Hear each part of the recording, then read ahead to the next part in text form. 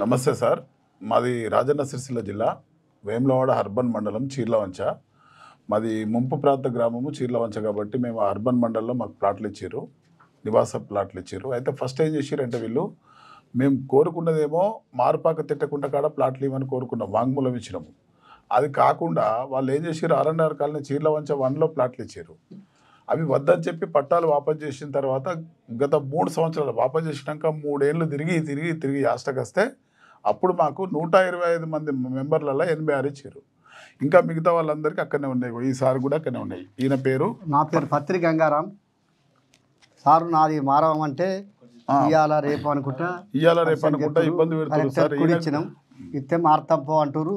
అప్పటి మందమే అట్లా ఒక 3-4 ఏళ్ళు అవుతుంది కాబట్టి ఆ రకంగా జరుగుతుంది సార్. చాలా రోజుల నుంచి కలెక్టర్ గారిని కలుస్తున్నాము, ఆర్డీఓల్ని కలుస్తున్నాము, ఎంఆర్ఓల్ని కలుస్తున్నాము.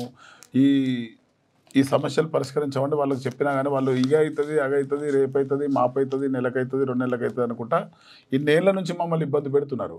కాబట్టి మాకు 125 మందిలో 86 వచ్చినాయి కాబట్టి మిగతా వాళ్ళందరికీ న్యాయం జరగాలి ఒకటి.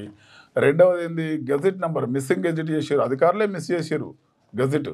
తర్వాత మళ్ళీ తిరిగి 2007లో గెజెట్ చేసిన వాళ్ళని తిరిగి 2018లో మళ్ళీ గెజెట్ చేశారు. గెజెట్ చేసిన తర్వాత ఎవరైతే లంచాలు ఇవ్వలేదో, ఎవరైతే వాళ్ళకు అనుకూల అధికారులు చెప్పినట్టు వినలేదో వాళ్ళని పక్కన పెట్టారు ఫైలు. ఒక్కొక్క కుటుంబ యజమాని దగ్గర 40,000, 50,000, 1,00,000, 2 లక్షలు లంచం తీసుకున్నారు. ఆర్డీఓ శ్రీనివాసరావు గారు, ఒక విఆర్ఓ ఉండే అక్కడ కుమార్ అని, తొగరి కుమార్ సార్ అని విఆర్ఓ గారు ఉండే. విఆర్ఓ గారు కూడా ప్రత్యక్షంగా పరోక్షంగా వచ్చి లంచాలు వసూలు చేసి ఎవరైతే డబ్బులు ఇచ్చారో వాళ్ళని ఎలిజిబిలిటీ లిస్ట్లో రాశారు, డబ్బులు ఇవ్వని వాళ్ళని పక్కన పెట్టారు. ఇట్లా చాలా మంది వీళ్ళంతా వాళ్ళే. మా కొడుకు రాలేదు సార్, ప్లాట్ వచ్చి మళ్ళీ పక్కకి పెట్టాడు, ఈయన డబ్బులు రాలేదు. ఈ రకంగా జరిగింది ఒకటి. మా బిడ్డకు రాలే, ఇంకో కొడుకు రాలే, నాకు ప్లాట్ వచ్చింది, అందరికి కూడా వచ్చింది, మాకో కాడ ఇచ్చింది, అది మారతలేరు, బాగా ఇబ్బంది పెడుతున్నారు. ఆ రకంగా జరుగుతుంది. మళ్ళీ ఒకటి, ఆడపిల్లలకు 2015 జనవరి 18 నాటికి 18 ఏళ్ళు నిండిన ఆడపిల్లలకు 2 లక్షల ప్యాకేజ్ ఇస్తా అని ప్రకటించారు. జీవో వచ్చింది, అందులో 60% మందికి వచ్చింది. మా ఇంకా 40% మందికి రాలేదు. అందులో మా ఎస్సీ క్యాస్ట్కి సంబంధించిన వాళ్ళకి చాలా మందికి రాలేదు. మరి ఇదేంటిది, ఈ ఒక పద్ధతి ఏంటిది, గవర్నమెంట్ ఏమనుకుంటున్నది? మేము కాంగ్రెస్ ప్రభుత్వాన్ని నమ్మినాము ఫస్ట్ నుంచి.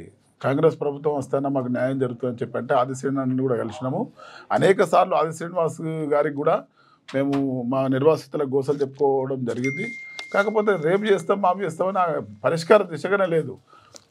ఆర్డీఓ గారు, వేములవాడ ఆర్డీఓ గారు మేము పోయినప్పుడల్లా మా దరఖాస్తులు తీసుకొని చూస్తాం పో బాబు అన్నాడు, పక్కన పెట్టేసిండు. ఇప్పటి వరకు కూడా ఆయన ఎలాంటి స్పందన, ఆయన మారిండు, ఇంకో మేడం వచ్చింది, ఆ మేడం కూడా R&R ఫైల్ మొత్తం పక్కన పెట్టిందట. మేము మన అడిగినాం, ఏవో మేడంని అడిగితే మీ ఫైల్స్ అన్నీ పక్కనే ఉన్నాయి, మాకు డైరెక్షన్ ఇవ్వలేదు ఆర్డీఓ గారు అని ఆ ఏవో మేడం మాట్లాడుతుంది. మరి ఏం చేయమంటారు, మేము ఎటు పోవాలి? మేము ఇంకొకటి 35% కట్ చేశారు. జీఓఎంఎస్ నెంబర్ 14 2015 ప్రకారంగా ప్రతి ఇంటికి నష్టపరిహారం చెల్లించే ఇళ్లకు 35,000, లక్షకు 35,000 కట్ చేసి మిగతా అమౌంట్ చెల్లించడం జరిగింది. మరి దీనివల్ల అనేక కుటుంబాలు, అనేక గ్రామాల్లో ఉన్న వాళ్ళందరూ నష్టపోయారు, ముంపు ప్రాంతం బాధితులు. వీళ్ళందరికీ ఆ జీవోని రద్దు చేసి తిరిగి ఆ అమౌంట్ని వడ్డీతో సహా ఇవ్వాలి. 2, కుటీర పరిశ్రమలు ఏర్పాటు చేయలేదు సార్. కనీసము ఆ 5-10 ఎకరాలు ఉన్న రైతులు కూడా ఇప్పుడు కైకిలి పోతున్నారు. మా మధ్యమానేరు ప్రాజెక్టులో పత్తి చేనులకు పత్తి ఏరబోతున్నారు, మక్క కంకులు అమ్ముకుంటున్నారు, రోడ్ల పైన కూర్చొని బతుకుతున్నారు. ఉపాధి లేదు, ఉద్యోగ అవకాశాలు లేవు. అందుకే ఏం చేయాలంటే ఇప్పుడు మీరు కుటీర పరిశ్రమలు త్వరగా ఏర్పాటు చేయాలని మా కోరిక, మా డిమాండ్. ఆ విధంగా చేయాలి. చేస్తే యువతకు ఉపాధి కలిగినాక వారు కరెక్ట్గా జీవించగలుగుతారు. ఎలాంటి నేరాలకు కానీ ఎలాంటి ఇబ్బందులకు కానీ వాళ్ళ కుటుంబాలకు గురి కాకుండా ఉంటాయి. లేకపోతే ఏమవుతుంది, వాళ్ళు నేరస్తులుగా మారిపోతారు. ఉపాధి చూపించకపోతే ఆ కుటుంబం ఏం చేస్తుంది? వాళ్ళకు ఆదాయ మార్గాలు లేకపోతే ఆ పిల్లలు వాళ్ళ భవిష్యత్తును నాశనం చేసుకుంటారు. చెడు అలవాట్లకు బానిసలు అవుతారు, చెడు వ్యసనాలకు బానిసలు అవుతారు, చెడు పనులు చేసుకుంటారు. ఇలా మధ్యమానేరు ప్రాజెక్టు ప్రాంతంలో ముంపునకు గురైన గ్రామాలలో మొత్తం ఈ సమస్య ఏర్పడే అవకాశం ఉంది. కాబట్టి దయచేసి వెంటనే కుటీర పరిశ్రమలు ఏర్పాటు చేయండి, ప్రజలకు ఉపాధి కల్పించండి. మూడవది ఇందిరమ్మ ఇండ్ల కింద మాకు 5 లక్షలు ఇస్తారన్నారు. ఇందిరమ్మ ఇండ్ల కింద మేము ఎందుకు అర్హులమవుతాము? సర్వస్వం కోల్పోయిన మేము ఇందిరమ్మ ఇండ్లకు సామాన్య మధ్యతరగతి నిరుపేదలకు ఇచ్చిన స్కీమ్ మాకు ఎట్లా మీరు అమలు చేస్తారు? మాకేమి ఇవ్వాలి? ఇంటికి 25 లక్షలు ఇవ్వాలి. అక్కడ జాగ బదులు ఇక్కడ జాగ ఇచ్చారు మీరు. ఇల్లు పైసలు తక్కువ నష్టపరిహారం చెల్లించారు. ఇప్పుడు 5 లక్షలు ఇస్తే 5 లక్షలతో ఇల్లు అవుతుందా? 25 లక్షలు, 30 లక్షలు, 40 లక్షలు ఉంది ఇల్లు కట్టాలంటే. అలాంటి మాకు మీరు 5 లక్షలు ఇచ్చి మాత్రం మళ్ళీ మమ్మల్ని ఇబ్బంది పెట్టకండి. ఈ రాష్ట్ర ప్రభుత్వానికి రేవంత్ రెడ్డి సార్ ఇల్లు కడితే ఇష్టం లేకపోతే లేదంటారు. ఇల్లు కడితే ఇష్టం లేకపోతే ఇల్లు కడితేనే ఇవ్వండి, ఇల్లు కడితేనే ఇవ్వండి. ఇల్లు కట్టండి మేము కూడా తీసుకోగానే 25 లక్షలు ఇవ్వండి. గౌరవ ముఖ్యమంత్రి గారికి, తెలంగాణ ముఖ్యమంత్రి గారికి ప్రత్యేకంగా తెలియజేయనిది ఏమనగా ఈ అధికారులందరినీ మార్చుర్రు. ఫస్ట్ సిరిసిల్ల జిల్లాలో ఉన్న రెవెన్యూ అధికారులందరినీ చేంజ్ చేయండి సార్. మంచి అధికారులని, తెలివి కళ్ళ అధికారులని, చట్టాల మీద అవగాహన ఉన్న అధికారులని నియమించండి. ఎందుకు అనంటే కలెక్టర్ గారు మనం పోయి మా బాధలు చెప్పుకుంటుంటే ఆయన ఏమంటాడు, ఉల్టా మా మీదనే కేసు పెడతా అంటాడు. మా దగ్గర ప్రూఫ్లు లేకపోతే కదా వట్టిగా అడుగుతలేము కదా. ఇట్లా చేయొద్దు కదా. ఎప్పుడైతే ఒక సామాన్యుడు వెళ్ళి ఒక అధికారి దగ్గర పోయి దరఖాస్తు ఇచ్చినప్పుడు ఆ దరఖాస్తు ఏందో పరిశీలించాలి, ఆ సమస్య పరిష్కార దిశగా సంబంధిత కింది అధికారులకు ఆర్డర్ చేయాలి, ఆ విధంగా చేయాలి. అది పద్ధతి అంటారు.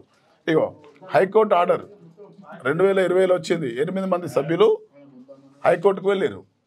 హైకోర్టుకు వెళ్ళి ఏం ఆర్డర్ ఇచ్చింది, వీళ్ళకి నష్టపరిహారం ఇవ్వండి చూడండి అని ఆర్డర్ ఇచ్చింది. ఆర్డర్ కూడా వాళ్ళు పక్కన పెట్టారు. ఈ ఆర్డర్ కాపీ వచ్చి నాకు ఏమన్నారు, నీకు ఎన్ని రోజులు ఇస్తున్నారు? నాకు 10 రోజులు ఇస్తున్నారు. 10 రోజులు ఇచ్చేస్తాం మీకు అని అన్నారు. ఇచ్చిరా? ఇప్పుడు ఎన్ని రోజులు అయినా తిరిగి 5 సంవత్సరాలు. ఈనాళ్ళ తిరుపతి నా పేరు.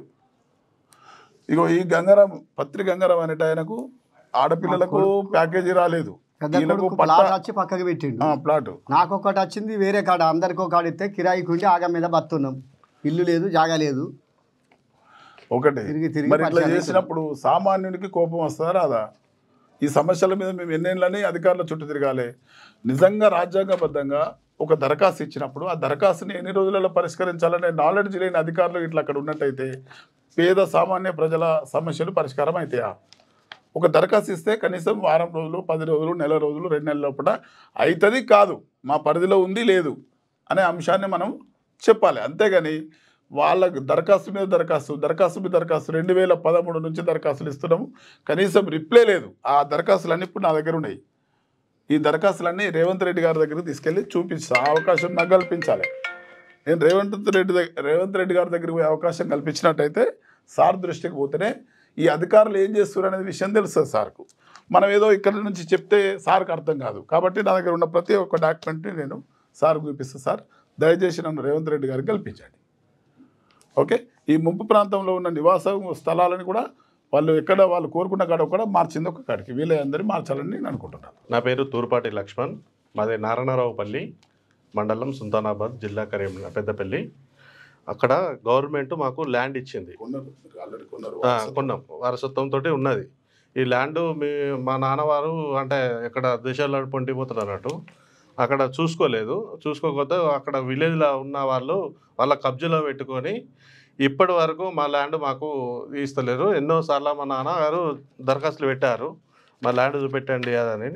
ఇప్పటికీ 40-45 సంవత్సరాలు అవుతుంది. మా ల్యాండ్ అసలు మాకు దొరకనిస్తలేరు అన్నట్టు. అట్లా అంతా వాళ్ళు రెడీ చేసుకొని పెట్టుకున్నారు. అట్లా మాకున్నది మాత్రం ఇది ఒక్కటే పేపరు. ఈ పేపర్ మరి మాకు ఎందుకు ఇచ్చారు అనేది మాకు తెలియాలి.